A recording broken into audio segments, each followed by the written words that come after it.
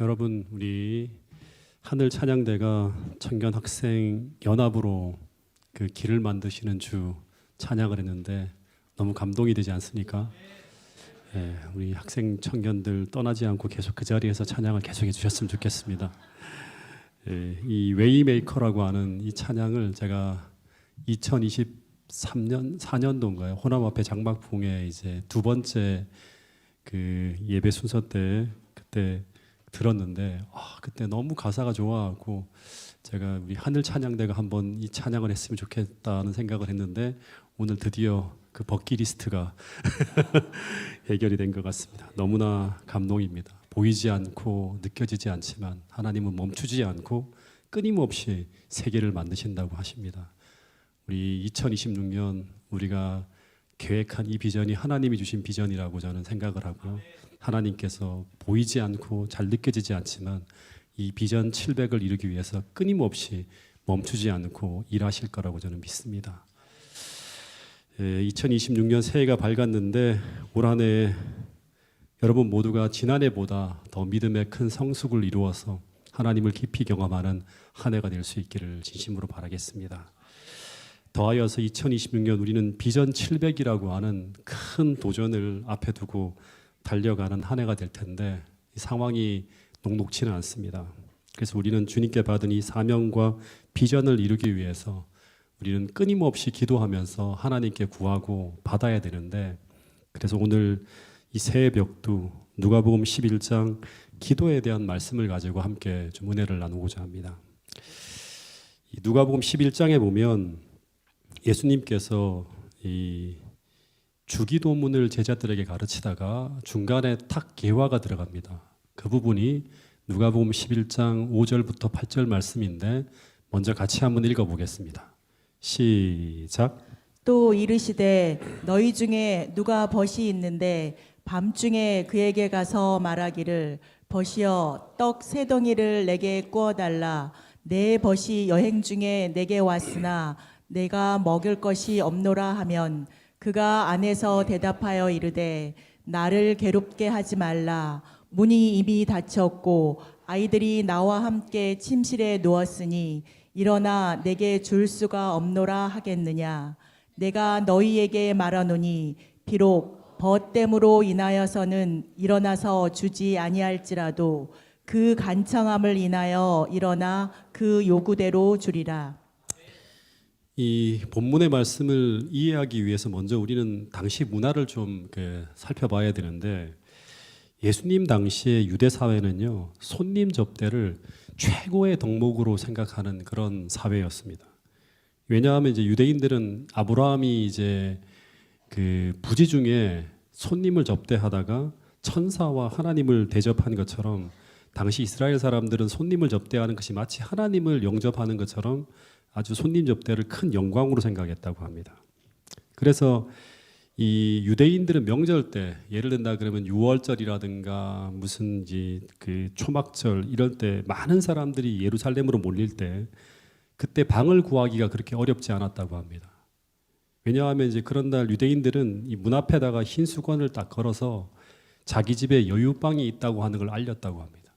이 손님들이 오면 그걸 보고 이제 들어가면 되는 거예요. 그래서 당시 유대 사회는 손님에게 식사 대접을 하는 것을 당연한 것으로 생각했고 그리고 유대 사회에서는 이 손님을 개인의 손님이라고 보기보다는 공동체의 손님이라고 생각해서 손님을 대접하는 것이 공동 책임이라고 공동체의 공동 책임이라고 생각할 만큼 중요하게 생각하는 그런 사회가 유대 사회였습니다. 또 하나 당시 유대인의 가옥 구조를 살펴보면 이제 유대인의 가옥을 인슐라라고 하는데 이 집의 구조가 어떻게 되어 있는가 하면 중앙 마당을 중심으로 돌아가면서 여러 방들이 이렇게 쭉 둘러서 이렇게 있어요. 그래서 여러 가족들이 함께 공동 부엌을 이제 사용하면서 공동으로 식사 준비를 했다고 합니다.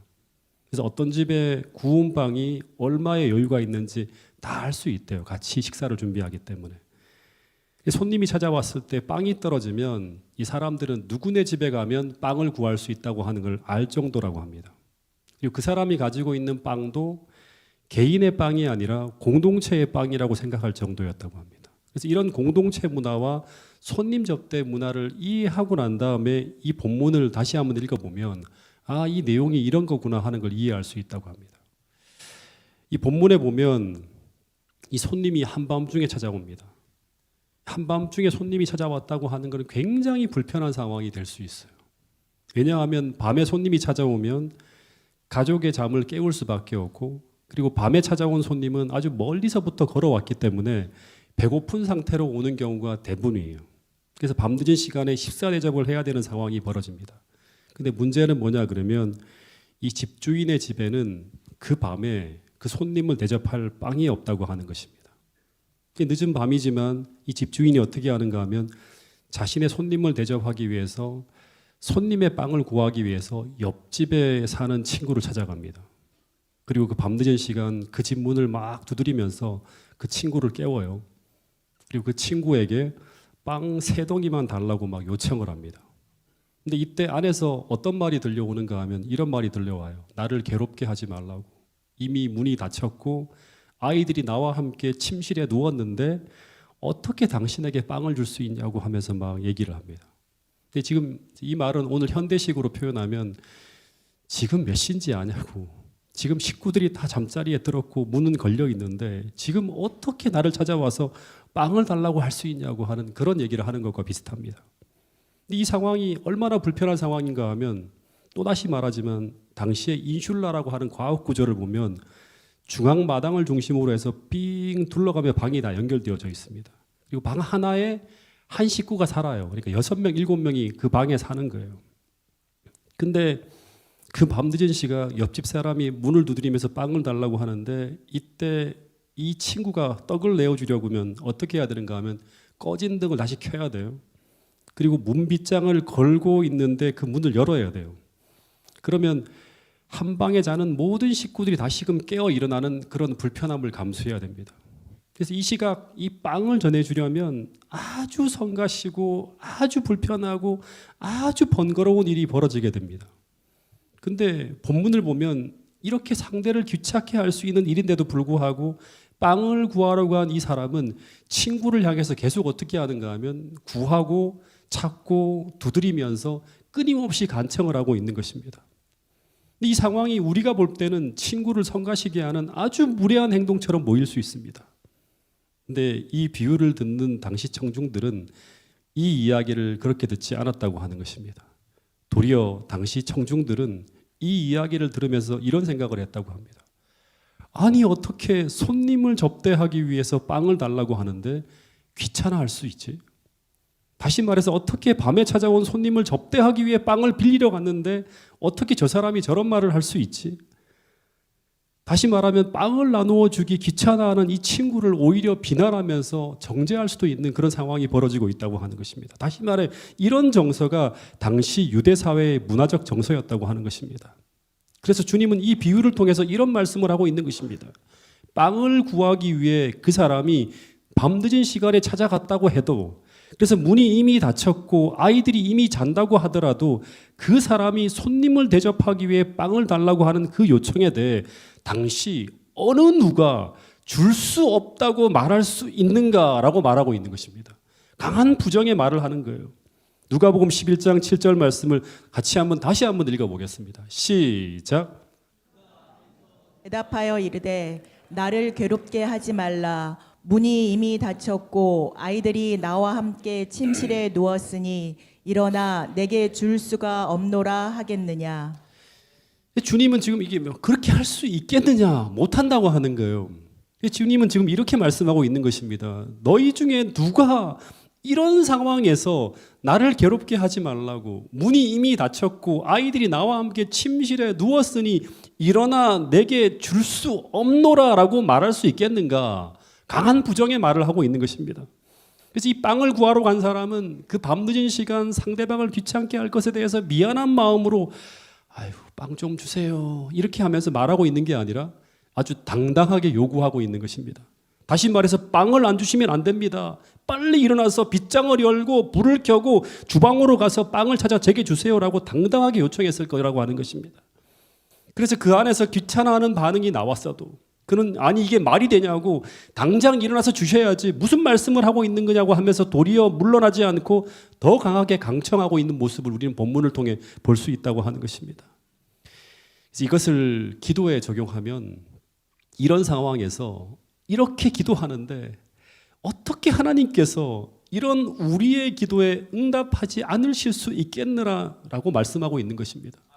심지어 아들까지 우리를 위해 아낌없이 주신 그분께서 줄인 배를 움켜쥐고 배고파하는 손님을 돕기 위해서 우리가 빵을 요청하고 있는데 어떻게 하나님께서 귀찮다고 못 준다고 말할 수 있겠느냐. 이런 요청에 응답하지 않는 것은 불가능한 일이라고 말씀하고 있는 것입니다.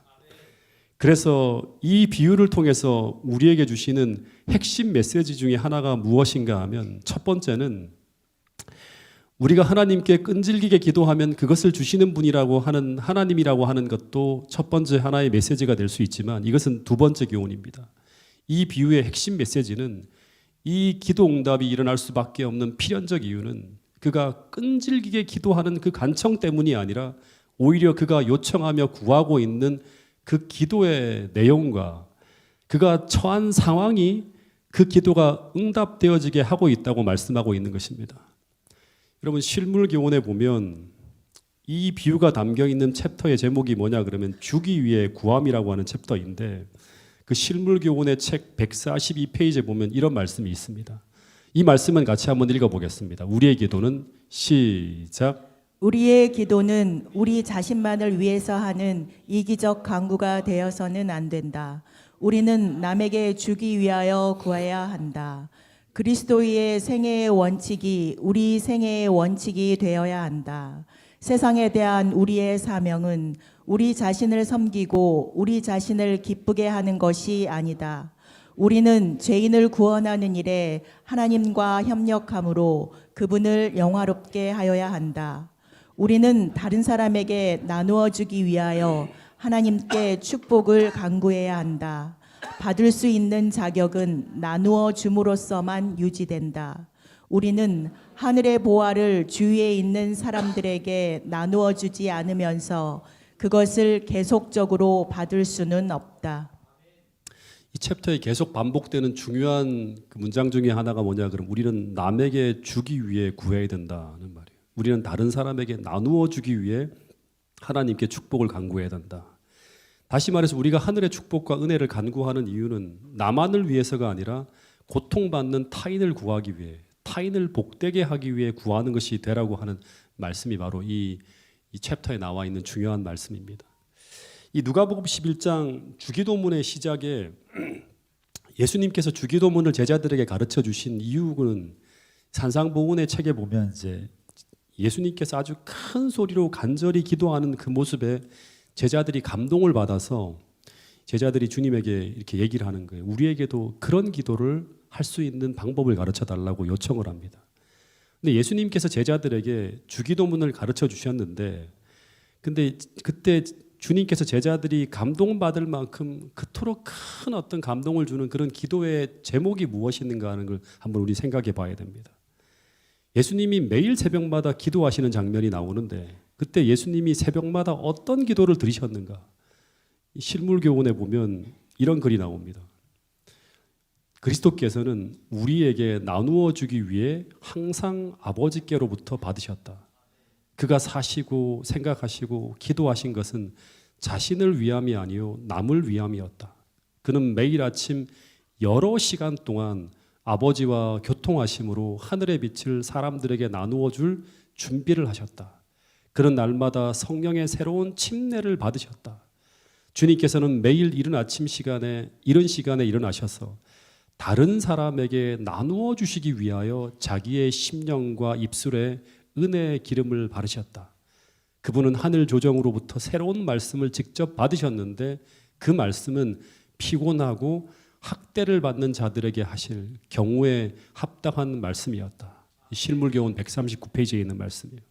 이 비유를 통해 주님께서 우리에게 말씀하시고자 하는 핵심 메시지는 기도는 어떻게 보면 그가 어떤 형식으로 하는지 혹은 어떤 훌륭한 언어를 사용하는지보다 더 중요한 것은 뭐냐 그러면 그가 어떤 동기로 어떤 마음으로 그 다음에는 무엇을 구하고 있는지가 더 중요하다고 이 누가복음 11장을 통해서 우리에게 던져주고 있는 아주 중요한 말씀입니다.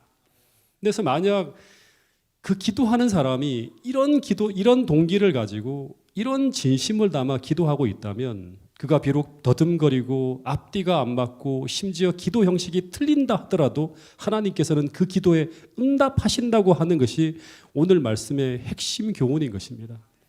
요한일서 5장 14절 15절에 보면 이런 말씀이 있어요.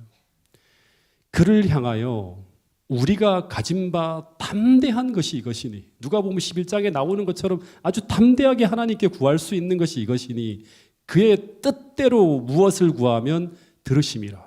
그 동기와 그 마음이, 그 내용이 하나님께 합당하다고 확신한다 그러면 하나님이 반드시 들으신다고 하는 거예요. 우리가 무엇이든지 구하는 바를 들으시는 줄 안즉 우리가 그에게 구한 그것을 얻은 줄을 또한 확신하느니라.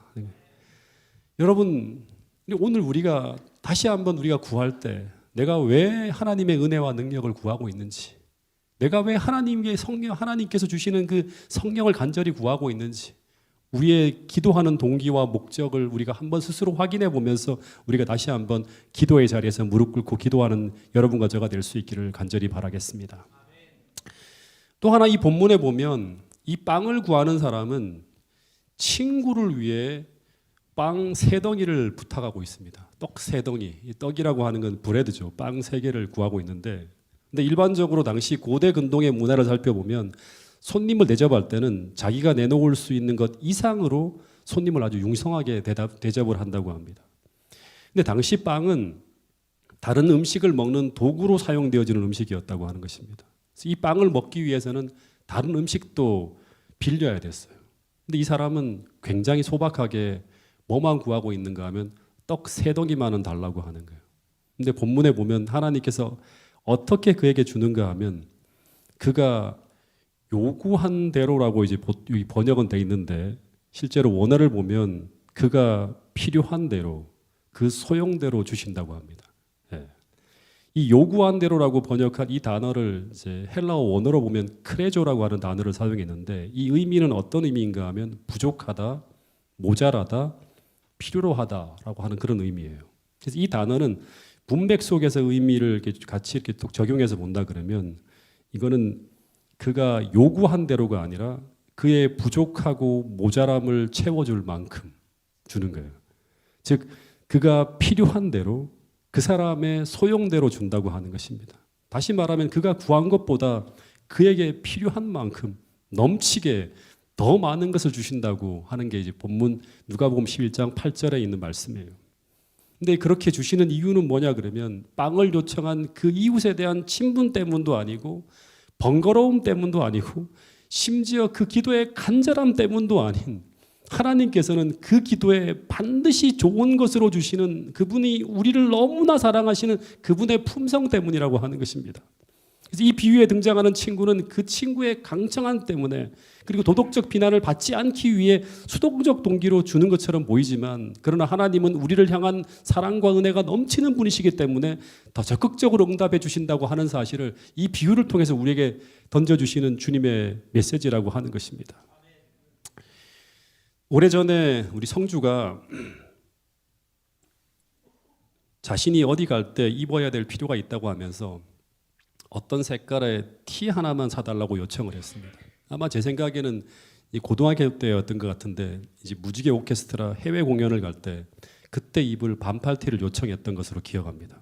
근데 계속 번번이 너무 시간이 바빠서 못 맞추다가 어떻게 시간이 나서 제 아내랑 같이 쇼핑몰에 들려서 이 성주가 얘기한 그 티를 쭉 고르는데 근데 갑자기 제 아내가 성주 티만이 아니라 운동화도 낡아서 운동화도 필요하다고 하는 이야기를 하는 것입니다. 성주가 요청한 티 외에 운동화까지 사가지고 집으로 돌아온 적이 있습니다. 근데 성주가 요청하는 것은 티만을 요청했는데 그러나 부모인 우리는 티만이 아니라 성주에게 필요한 운동화까지 사다 주었어요. 다시 말해서 부모는 그가 요구한 대로가 아니라 자녀의 필요대로, 자녀의 소용대로 응답해 주는 것이 바로 부모의 모습이라고 하는 것입니다. 그래서 사도 바울은 우리 하나님이 이런 품성을 가진 하나님이라고 하면서 로마서 8장 32절에서 하나님을 이렇게 우리에게 소개하고 있습니다. 로마서 8장 32절 자기 아들을 아끼지 아니하시고 우리 모든 사람을 위하여 내주신 이가 어찌 그 아들과 함께 모든 것을 우리에게 주시지 아니하겠느냐.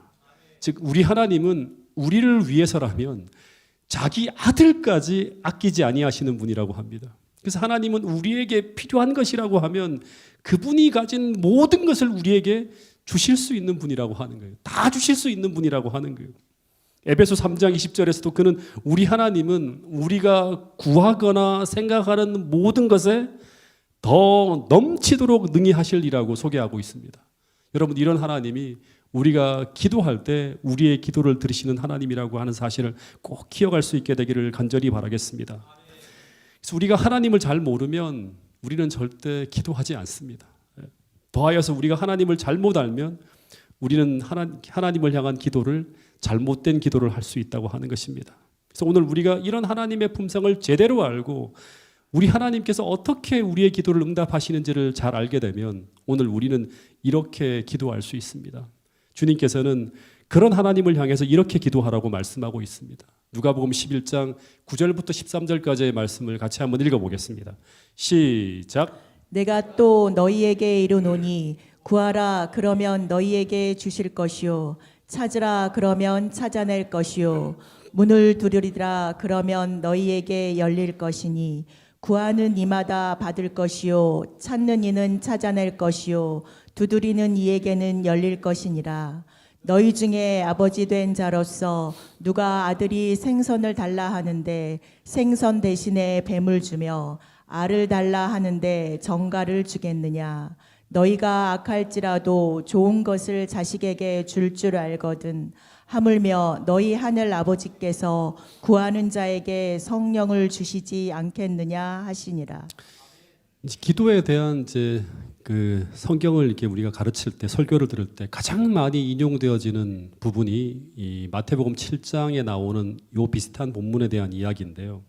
근데 누가복음을 통해서 본다 그러면 이제 이 성경은 항상 컨텍스트 속에서 이 텍스트를 이해해야 되는데 이 본문의 말씀은 앞에 비유를 빼놓고 읽으면 안 됩니다. 앞에 비유가 나오고 난 다음에 그 다음에 연결되어져서 이 텍스트가 나오는 거예요. 그러니까 이 사람이 무엇 때문에 이 이웃집 친구를 찾아가서 찾고 구하고 두드리고 있는가 하면 또다시 말하지만 자기의 집에 찾아온 허기진 손님에게 떡을 주기 위해 구하고 있는 것입니다. 주님은 앞에 예화를 들고 난 다음에 결론으로 찾고 구하고 두드리라고 말씀하고 있는 것입니다. 그래서 이런 기도에 대해서 하나님은 가장 좋은 것으로 주시는데 근데 그 내용이 뭐예요? 성령을 주시겠다고 약속하고 있는 것입니다.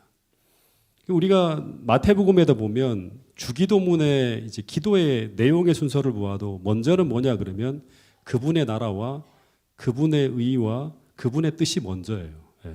그래서 그분의 이름, 그분의 나라, 그분의 뜻을 먼저 구하고 그 다음에 일용할 양식인 나의 필요를 구하는 순서로 기도하라고 말씀하고 있는 것으로 되어 있는 걸 볼 수 있습니다. 그래서 오늘 우리가 주님이 가르쳐 주신 그 방법대로 그 마음과 그 정신으로 그리고 그 내용을 가지고 그렇게 주님처럼 기도하고 있다면 하나님은 예수님에게 매일같이 성령을 부어주셨거든요. 가장 좋은 것을 계속 주셨어요. 마찬가지로 하나님은 주님에게 그렇게 하신 것처럼 하나님은 약속하신 그 하늘의 보고를 열어서 우리가 구할 때마다 찾을 때마다 두드릴 때마다 축복하셔서 우리를 하늘의 축복이 흘러넘치는 가장 위대한 축복의 사람으로 만들어 주시겠다고 약속하고 있는 말씀이 바로 오늘 주기도문에 나와 있는 이 말씀이라고 하는 것입니다. 심지어 그 약속의 성취가 아무리 불가능해 보이고 아무리 번거로워 보이고 아무리 귀찮아 보이고 아무리 실현 불가능해 보인다 하더라도 주님은 반드시 그 약속을 성취하실 것이라고 약속하고 있는 것입니다. 그 믿음을 가지고 하나님 앞에 간구하실 수 있는 태능교회 모든 성도들이 될 수 있기를 간절히 바라겠습니다. 지금으로부터 한 20년 전인데요. 제가 처음으로 목회를 나와서 담임 목사로 설교를 책임지면서 이제 부임했을 때 제일 힘든 것이 무엇이었을 것 같습니까? 제일 힘든 게 뭐냐 그러면 지금도 그렇지만 일주일에 3번 화요일, 금요일, 안식일 3번 선교를 하는 것이 이게 보통이 아니었습니다. 한 주 한 주 넘어갈 때마다 아이고야 하고 한숨을 쉴 만큼 너무나 힘든 게 바로 화요일, 금요일 조금 지나면 벌써 금요일 오고 그 다음 날 안식일을 서야 되고 이게 한 주도 거르지 않고 계속 돌아가니까 너무 힘든 거예요. 근데 부임하자마자 제가 이제 이 성도들을 모아서 새벽 기도회를 하겠다고 생각을 하고 교인들에게 제안을 하고 새벽 기도 시간 다 오셔요. 다 한번 기도하자고 해서 3월 초에 이제 다 모았어요. 근데 이제 거의 교인들의 숫자가 많지 않았기 때문에 거의 전 교인이 다 나온 것 같아요. 일주일 동안요. 근데 그때 제가 성령이여 오소서라고 하는 책을 혹시 아시는 분이 있을지 모르겠지만 그 책으로 새벽마다 낭독을 하면서 새벽 기도회를 운영하고 있었습니다. 근데 한 3일쯤 지나고 난 다음에 어느 집사님이 새벽 기도가 마친 후에 제게 이런 말을 하더라고요. 그 집사님이 어느 일요일 교회 새벽 예배에 친구 따라 갔는데 그 교회는 담임 목사님이 새벽마다 설교를 해주시는데 얼마나 은혜스럽고 감동적인지 모르겠다고 하는 것입니다.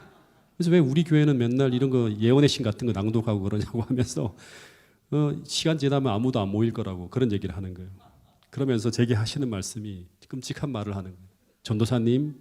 전도사님도 새벽에 우리를 위해 설교를 좀 해주시면 좋겠다고 하는 거예요. 한 주에 3번 설교하는 것도 거의 죽을 지경인데 어떻게 매일같이 새벽에 설교를 할 수 있을까? 도저히 불가능한 일처럼 보였어요.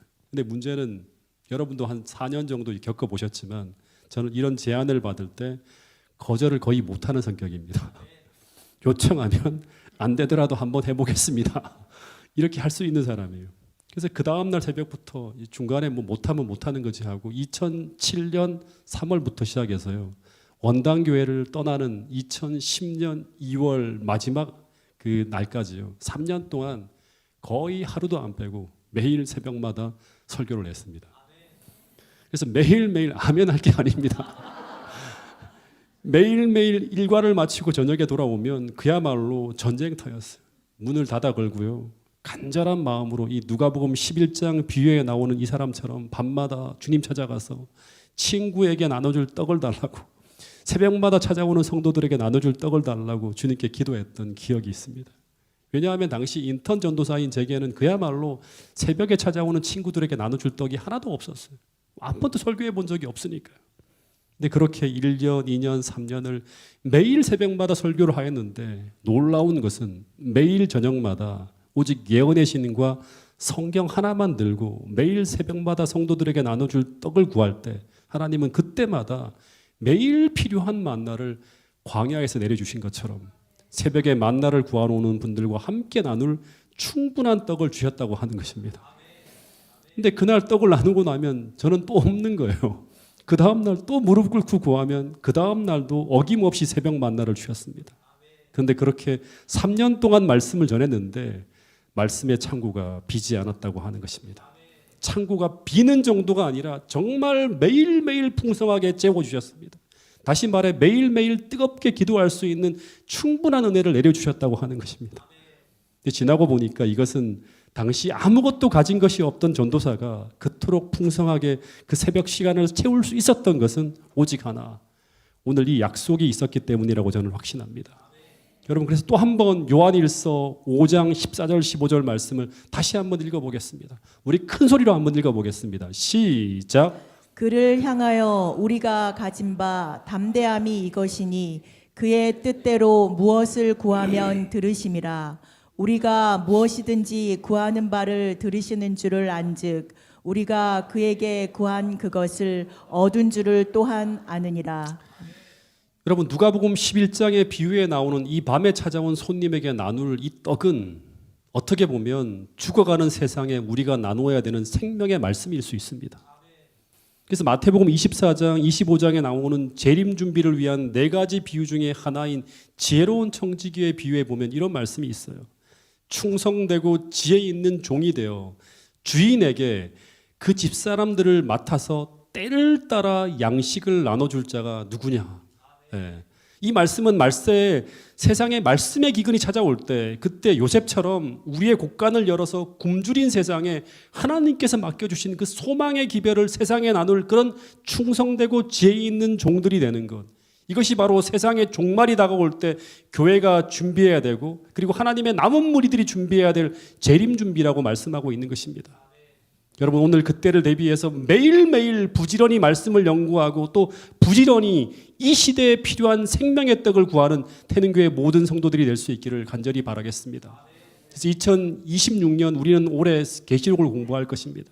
더하여 이 떡은 우리만 배부르기 위해 구하는 것이 아니라, 즉 우리만의 구원을 위해서 구하는 것이 아니라, 또다시 말하지만 나누기 위해, 전하기 위해 구하는 것입니다.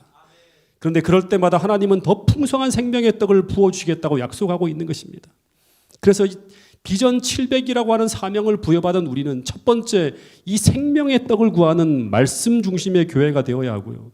더하여 받은 떡을 나누는 선교 중심의 교회가 되어야 하고, 더하여 그 떡은 이 시대의 필요를 채우는 때를 따라 나눠줄 생명의 떡이 되어야 합니다. 다시 말해서 시의성 있는 현대 기별이 포함되어져야 한다고 하는 것입니다. 그래서 이 교회는 재림 중심의 교회가 되어야 되는 것입니다. 그래서 이 태능교회는 이 세 가지 가치를 끝까지 붙들고 흔들림 없이 나가게 될 것입니다. 더하여 우리는 이 종말의 때 어떻게 하면 우리가 가진 이 빛과 이 영향력을 세상에 더 확대해서 어떻게 하면 이 영원한 복음을 더 왕성하게 세상에 전할 수 있는 선교적 교회가 될 수 있을까를 다시 한번 우리는 고민해야 한다고 하는 것입니다. 어제도 제게 어떤 분이 새해 인사를 전하면서 목사님 지금 세상에 나팔을 크게 불어야 되는데 너무나 조용한 것이 아닙니까? 라고 하는 고민 어린 문자를 장문으로 저에게 보내주셨습니다. 우리 교회분은 아니에요. 근데 어떻게 우리는 선교적 교회로 나갈 수 있을까? 프로그램을 잘 짜면 될까요? 그렇지 않습니다. 재림교회가 선교적 교회로 나가기 위해 우리가 극복해야 될 가장 큰 장애물 중에 하나는 저는 이기심이라고 생각합니다. 재림교회의 부흥을 맡고 있고, 더하여 오늘 우리 개인을 향해 부어지는 하늘의 모든 축복과 은혜와 성령의 능력을 맡고 있는 최대의 장애물이 바로 이기심입니다. 이 권반범 목사님이라고 하는 작고하신 목사님이신데, 그분이 쓰신 이기심이라고 하는 책을 보면 이스라엘 역사상 최대의 적은 아말렉도 아니고 암몬도 아니고 블레셋도 아닌 우리 마음속에 자라나는 독보석과 같은 이기심이라고 하는 그런 글을 제가 읽었습니다. 그래서 이스라엘의 실패는 이 이기심을 극복하지 못함으로 말미암아 그들은 결국 실패했다고 합니다. 어제 저녁에 이 심재일 목사의 신년 첫 금요일 설교가 어떻게 보면 제 설교 주제와 여러 가지로 맞아서 제가 깜짝 놀랐습니다. 그 예화도 제가 이제 다음에 쓸 이 갈릴리 바다와 사해 바다라고 하는 이 예화도 제가 지금 사용하려고 하는 것인데 같은 것이어서 좀 당황하기까지 했습니다. 너무나 일치하는 거예요. 어쩌면 하나님께서 신년 이 같은 메시지로 통하게 하신 것은 성령의 인도하심이라 생각합니다. 더해 이 메시지가 이 태능교회가 2026년 연초에 함께 들어야 될 메시지이기 때문에 이렇게 섭리해 주셨다고 저는 생각합니다. 제가 어저께 예화를 들으신 분도 계시지만 오늘 이 설교를 마무리 짓기 위해서 안 들으신 분도 있기 때문에 한 번 더 말씀을 좀 이어가도록 하겠습니다. 이스라엘에 가면 두 개의 바다가 있다고 합니다. 하나는 갈릴리 바다이고 하나는 사해 바다라고 하는데, 둘 다 바다라고 하는 이름은 가졌지만 전혀 다른 바다예요.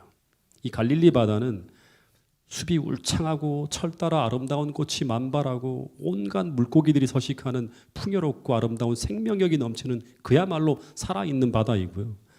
반대로 이 사해라고 하는 것은 말 그대로 죽은 바다예요. 주위의 식물이라고는 눈을 뜨고 찾아봐도 없고 그 안에 물고기 한 마리도 살지 않는 그런 바다가 바로 사해 바다입니다. 어저께 말씀을 드렸지만 무엇이 이런 차이를 만들었다고 했죠? 네? 다 잊어버리셨습니까? 하루 만에. 갈릴리 바다는 헤르몬산에서 흘러들어오는 맑은 물을 계속 받아들이는데, 이 바다는 받아들이는 만큼 끊임없이 요단강을 통해 흘러보냅니다. 계속 신선한 물이 들어오는 거예요. 그래서 이 바다는 신선함을 유지하면서 살아있는 바다로 존재하게 됩니다. 이에 반해서 사해 바다는 요단강을 통해서 매일 많은 양의 물을 받기는 하지만 그러나 물이 빠져갈 곳이 없다고 하는 것입니다. 이 사해는 지중해보다 약 400m 낮은 곳에 위치해 있어요. 이 지중해 바다로 빠져나가지 못하는 거예요. 그래서 물이 흘러 들어오기만 하고 지중해 바다로 나가지 못하니까 계속 요단 계곡의 그 뜨거운 열기에 의해서 수분이 계속 증발해 나가면서 수많은 화학 물질과 소금이 쌓여서 생명이 살 수 없는 최악의 바다가 되었다고 하는 것입니다. 다시 말해서 받기만 하고 주지 못하는 곳이 된 것이 결국 죽음의 바다가 되어버린 이유라고 하는 것입니다. 근데 이것은 하나님께서 이 나라에 실물교훈처럼 보여주는 거예요. 우리가 생각할 때 받기만 하고 주지 않으면 더 풍요로워질 것 같고 그만큼 더 잘 살 것 같지만, 그러나 세상을 만드신 하나님께서 이 세상을 만드실 때 절대 그런 원리대로 세상이 돌아가도록 만들지 않으셨다고 하는 것입니다. 하나님께서 세상을 창조하실 때 세상에 작동하도록 만드신 생명의 원리이자 생명의 법칙은 받은 것을 나눠주는 것입니다. 그래서 우리가 하늘로부터 축복과 은혜를 받는 이유는 나누어 주기 위해 받는다고 하는 것입니다. 누가복음 11장에 떡을 구하는 것처럼 나누어 주기 위해 축복을 구하는 것입니다. 이것이 성경 전체를 타고 흘러가는 축복의 원리이고 태능교회가 반드시 깨닫고 알고 실천해야 될 원리라고 하는 것입니다. 창세기 12장에 보면 하나님께서 믿음의 조상 아브라함을 부르시면서 이런 말씀을 했어요. 너는 내가 내게 보여주는 땅으로 가라고, 내가 너로 큰 민족을 이루고 내게 복을 주어서 내 이름을 창대케 할 것이라고, 이 태능교회를 위대한 교회로 만들어 주시겠다고 하는 약속과도 같은 것이죠. 근데 왜 아브라함을 축복하시는가? 아브라함에게 복을 주시는 이유가 무엇 때문인가? 그 이유는 땅의 모든 족속이 너로 말미암아 복을 받게 하려고. 다시 말해서 하나님께서 아브라함을 축복하시는 이유는 아브라함을 통해 세상이 복을 받게 하려고 복을 주시는 거예요. 그래서 이 축복이 끊임없이 아브라함에게 임하려면 아브라함은 어떻게 해야 될까요? 끊임없이 하늘의 축복을 받아 나르는 축복의 통로가 되어야 되는 것입니다. 신명기 28장에서도 하나님은 아브라함의 후손인 이스라엘 백성들에게 이제 가나안에 들어가서 나라를 이룰 때 나는 너희를 세계 모든 민족 위에 뛰어난 축복의 나라가 되게 하고 싶다고 말씀하셨습니다. 그래서 하늘의 아름다운 보고를 열어서 너가 하는 모든 일에 복을 주고 싶고, 그래서 너희들이 들어와도 복을 받고 나가도 복을 받는 그런 나라를 만들고 싶다고 하는데, 그 이유는 이스라엘이라는 나라를 그 나라만 잘 살게 하기 위해서 그렇게 하시는 거. 그렇지 않고 이스라엘이라고 하는 이 나라를 통해서 온 세상에 축복을 받을 수 있도록 하기 위해서 하나님은 이스라엘을 축복하셨다고 하는 것입니다. 근데 이스라엘은 받기만 하고 나눠주지 않았기 때문에 결국 사해처럼 멸망했다고 하는 것입니다. 근데 하나님은 오늘 우리에게도 아브라함에게 주셨던 그 약속, 신명기 28장 이스라엘에게 주셨던 그 풍요로운 축복의 약속을 가지고 오늘 우리에게 말씀을 하고 있는 것입니다. 나는 너희들이 이 어둡고 고통으로 가득 찬 이 세상에 하늘의 복과 은혜를 나누는 축복의 통로가 되기를 원하신다고 말씀하고 있는 것입니다. 다시 말해 이 말씀은 아직도 신명기 28장 그 축복의 약속은 아직도 유효하다고 말씀하고 있는 것입니다. 왜냐하면 지금 이 세상은 하나님의 은혜와 축복이 더 많이 필요한 종말적 세상이 되어가고 있기 때문이라고 하는 것입니다. 그래서 오늘 여러분과 제가 그런 축복의 통로가 되기 위해서 오늘 이 교회는 끊임없이 받는 축복을 나눌 수 있는 성도들로 가득 찬 공동체로 변화되어져야 된다는 사실을 우리 모두 잊지 않게 되기를 간절히 바라겠습니다.